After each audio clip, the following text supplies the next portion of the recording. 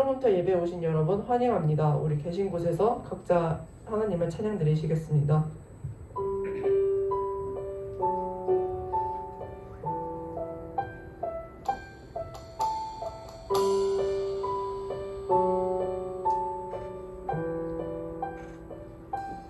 온 땅에 주인 되신 주님이 내 이름 아시며 사랑만 돌보네. 어둠을 밝히시는 새벽별 방황하는 내 맘 주의 길 비추시네. 나로 인함이 아닌 주가 행하신 일로 나의 행함이 아닌 오직 주로 인하여 나는 오늘 피었다 지는 이름 없는 꽃과 같네. 바다에 있는 파도 안개와 같지만 주는 나를 붙드시고 부르짖음 들으시며 날 위하다 하시네. 온 땅에 주인 되신 주님이 내 이름 아시며 상한 맘 돌보네.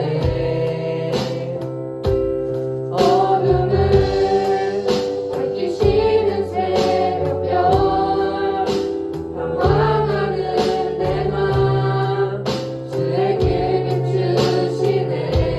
나로 인함이 아닌 나로 인함이 아닌 주가 행하신 일로 나의 행함이 아닌 오직 주로 인하여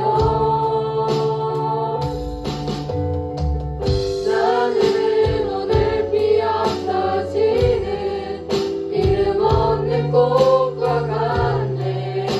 바다에 있는 파도 안개와 같지만 주는 나를 붙드시고 부르짖음 들으시며 날 위하다 하시네. 나로 인함이 아닌 주가 행하신 일로 나의 행함이 아닌 오직 주로 인하여 나로 인함이 아닌 주가 행하신 일로 나의 행함이 아닌 오직 주로 인하여 나는 오늘 피었다 지는 이름 없는 꽃과 같네. 바다에 있는 파도 안개와 같지만 주는 나를 붙드시고 부르짖음 들으시며 날 위하다 하시네. 나 오직 주의 것, 나 오직 주의 것, 나 오직 주의 것, 나 오직 주의 것.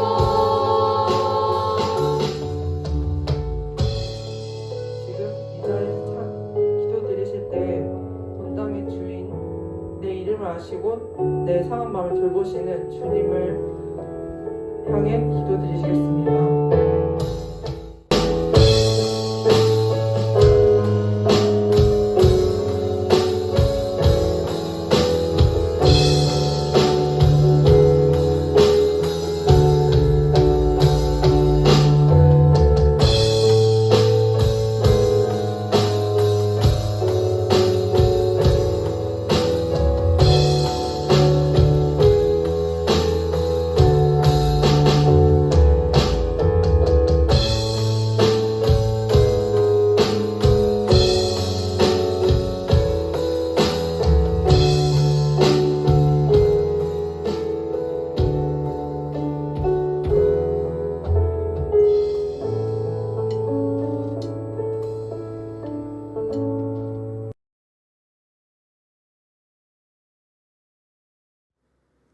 사도신경하심으로 예배 시작하겠습니다.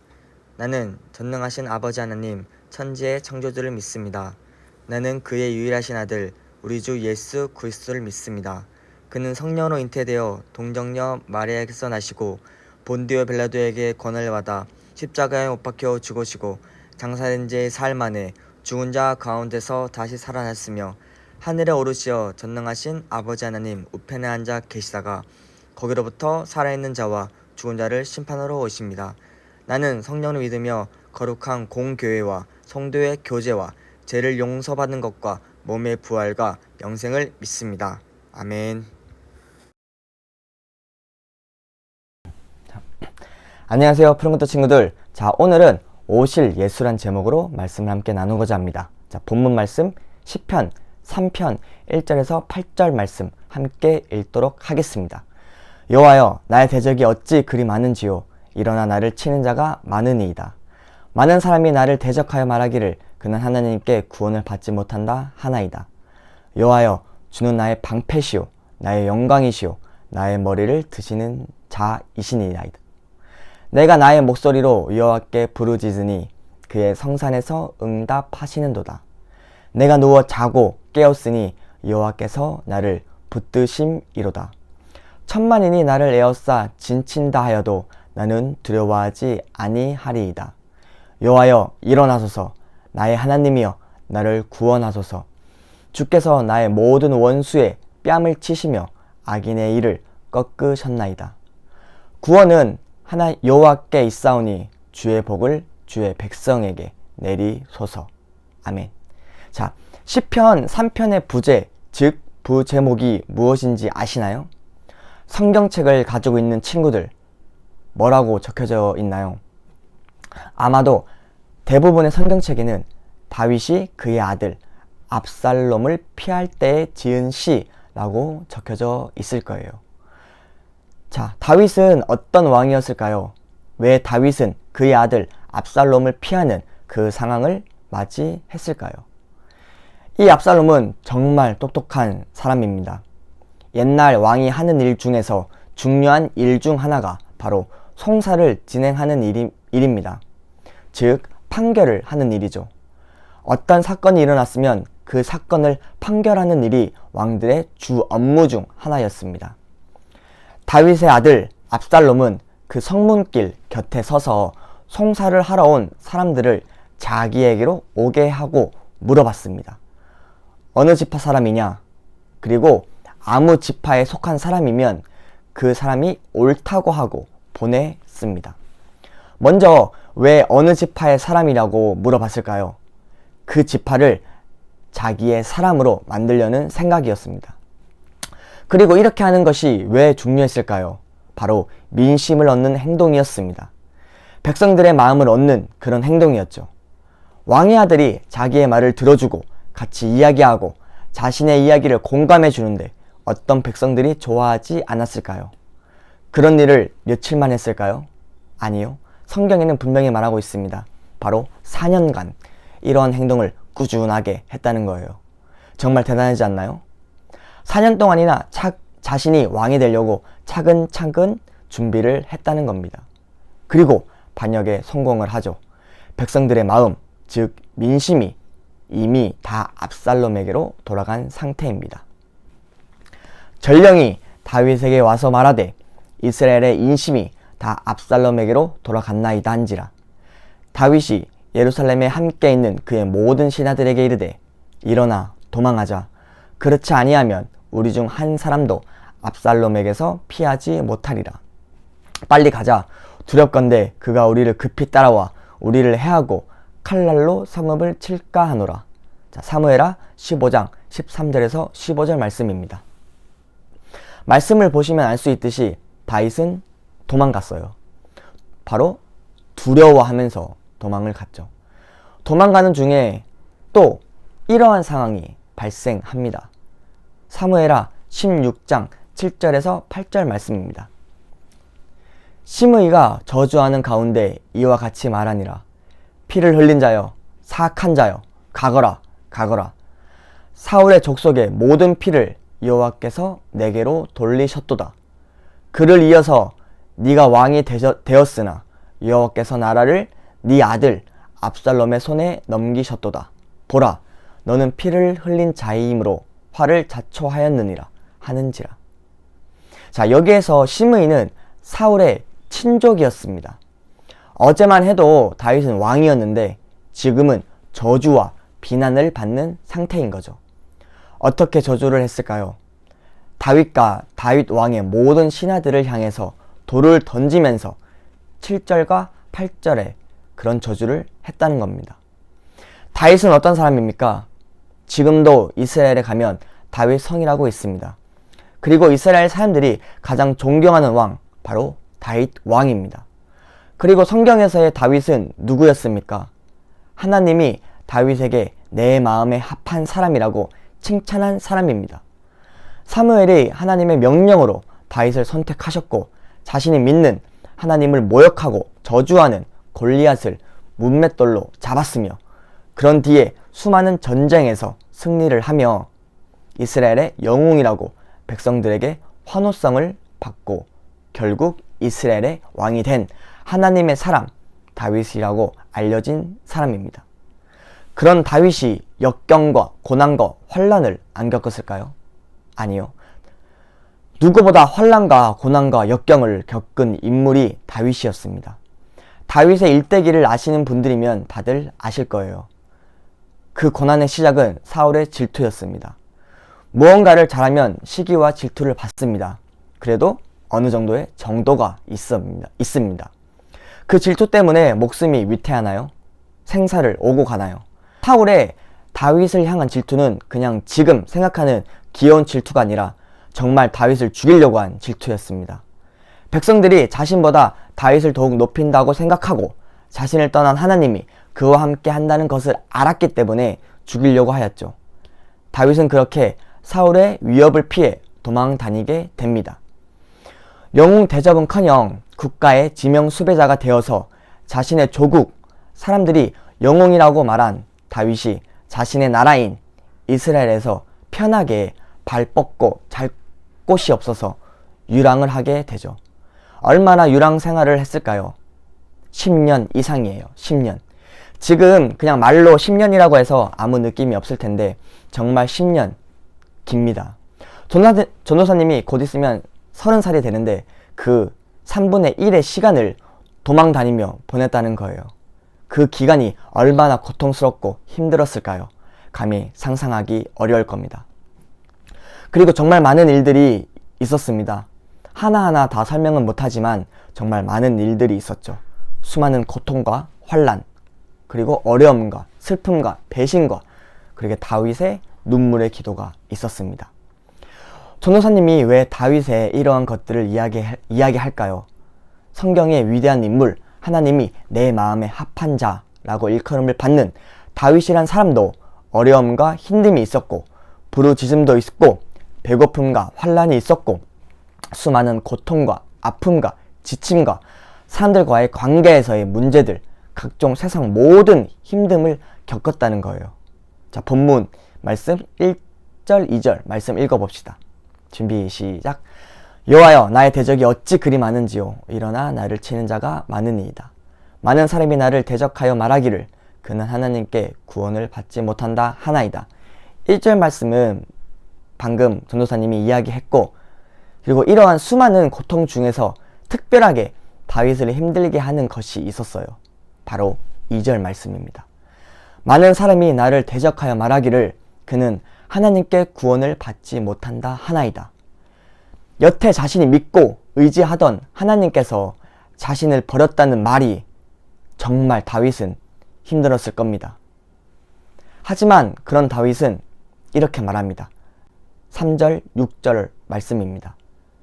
여호와여, 주는 나의 방패시오, 나의 영광이시오, 나의 머리를 드시는 자이시니이다. 내가 나의 목소리로 여호와께 부르짖으니 그의 성산에서 응답하시는도다. 내가 누워 자고 깨었으니 여호와께서 나를 붙드심이로다. 천만인이 나를 에워싸 진친다 하여도 나는 두려워하지 아니하리이다. 아멘. 이러한 다윗의 상황이 지금 과연 좋을까요? 안 좋을까요? 하지만 다윗은 이러한 고통스러운 상황에서라도 바로 하나님께 시선을 돌렸다는 거예요. 이것이 다윗의 특별함이고 하나님께서 나의 마음에 합한 자라고 말한 다윗의 자세입니다. 다윗은 주님을 방패 그리고 영광, 나의 머리를 드시는 자라고 고백합니다. 이 말은 다윗의 경험에서 우러나오는 말이죠. 경험이 없으면 이런 말이 입 밖으로 나오지도 않습니다. 다윗이 믿는 하나님은 방패처럼 다윗을 보호해 주셨고 낮은 곳에 처한 다윗을 높여 주셨고 다윗의 원수 앞에서 고개를 들게 해주신 분임을 다윗은 믿고 의지하고 있었다는 거예요. 그리고 절망적인 상황에서도 주님을 바라보며 부르짖을 때 응답하여 주시는 분임을 알고 있었죠. 이러한 경험을 통해 다윗은 하나님을 의지하고 하나님을 인정하게 되었습니다. 밤에 잠을 자는 것도 아침에 깨어나는 것도 모두 하나님께서 붙들어 주시기 때문이라고 5절에서 고백하고 있습니다. 이렇게 하나님을 향한 믿음이 더욱 커지고 하나님을 의지하자 다윗의 마음에는 두려움이 사라지고 담대함만이 남아있는 거죠. 그래서 6절에 이렇게 고백합니다. 천만인이 나를 에워싸 진친다 하여도 나는 두려워하지 아니하리이다 라고 고백할 수 있습니다. 그리고 7절과 8절에서 과거에서도 그래 했듯이 이번에도 원수들을 물리쳐 달라고 기도하고 있어요. 8절에서 구원은 여호와께 있사오니 주의 복을 주의 백성에게 내리소서 이렇게 말을 합니다. 다윗은 전쟁의 승패는 하나님께 달려있다는 것을 그리고 하나님의 손에 달려있다는 것을 고백하고 있는 장면이에요. 그리고 하나님을 의지하고 있는 주님의 백성, 즉 나를 구원해 달라는 말이죠. 전도사님이 왜 설교 제목을 오실 예수라고 정했을까요? 전혀 설교 말씀에 예수라는 단어가 눈 씻고 찾아봐도 나오지가 않는데 전혀 예수님의 이야기가 안 나오는데 라고 생각할 거예요. 하지만 전도사님이 말하고자 하는 것은 매번 비슷합니다. 그만큼 중요하다는 거죠. 다윗이 하나님만을 의지하고 믿고 그러했듯이 푸른꾼터 여러분들도 장차 오실 예수 그리스도를 믿고 그분만 의지해야 한다는 거예요. 즉 영원한 것을 바라보라는 겁니다. 바람에 휘날리는 것들 말고 아침 안개같이 해가 뜨면 흩어져지는 것들, 그런 것들 바라보지 말고 영원하신 우리의 왕 장차 오실 예수를 기다리고 기대하며 그분만 바라보고 살자라는 거예요. 조사님이 이야기했죠. 예수님을 믿고 그렇게 살기로 다짐하는 그리스도인으로서 사는 것이 마냥 세상이 말하는 행복한 삶이 전혀 아니라고요. 때로는 좌절과 어려움이 닥쳐오고요. 고난과 역경이 몰아칠 때도 있을 거예요. 아니요, 분명히 있어요. 왜냐고요? 첫 번째 이유는 하나님을 대적하는 마귀들과 사탄들이 하나님과 나 사이를 끊어버리기 위해서죠. 그리고 두 번째는 하나님이 나를 정말 사랑하시기 때문입니다. 뭔 멍멍이 같은 소리지 라고 생각하겠죠. 왜 사랑하는 사람들에게 고난과 역경을 주시겠나요? 그 고난과 역경을 통해서 더 큰 선물을 우리에게 주시려고 바로 시험하시는 겁니다. 그리고 더 성숙해지길 원하시는 거죠. 고난을 통해 연단해서 한층 더 성숙한 사람이 되길 원하십니다. 어떤 사람에게는 하나님의 위로하심이고요. 어떤 사람한테는 방패의 하나님, 그리고 영광의 하나님, 나의 머리를 드시는 하나님. 각 사람마다 상황과 환경이 다르기 때문에 다르겠죠. 하지만 그 본질은 똑같습니다. 바로 하나님을 의지하는 거예요. 언제까지요? 바로 예수님이 다시 오실 때까지. 그래서 오실 예수라고 제목으로 정했습니다. 푸른구터 친구들, 두도사님은 정말 자신에게 어떠한 불리한 상황이 찾아오더라도 힘든 일이 있을지라도 짜증나고 화나고 진짜 아무도 내 편이 없는 것 같은 그런 상황에 있을지라도 365일 24시간 계속 내 옆에 함께 하시는, 혹시 어제 마태복음 마지막 9절 아시는 친구 있나요? 자, 세상 끝날까지 너희와 항상 함께 있으리라. 예수 그리스도를 믿고 언제나 나의 방패가 되고 영광이 되고 나의 머리를 들어줄 자가 되어주시는 성자 예수 그리스도를 의지하며 다시 오실 예수님을 기대하고 기다리며 살아가는 여러분이 되길 축복합니다.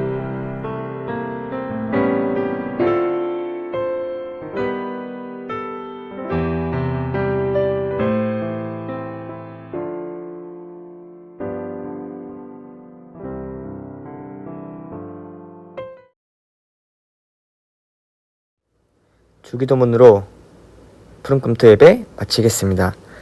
하늘에 계신 우리 아버지, 아버지의 이름을 거룩하게 하시며 아버지의 나라가 오게 하시며 아버지의 뜻이 하늘에서와 같이 땅에서도 이루어지게 하소서. 오늘 우리에게 일용할 양식을 주시고 우리가 우리에게 잘못한 사람을 용서하여 준 것 같이 우리의 죄를 용서하여 주시고 우리를 시험에 빠지지 않게 하시고 악에서 구하소서. 나라와 권능과 영광이 영원히 아버지의 것입니다. 아멘.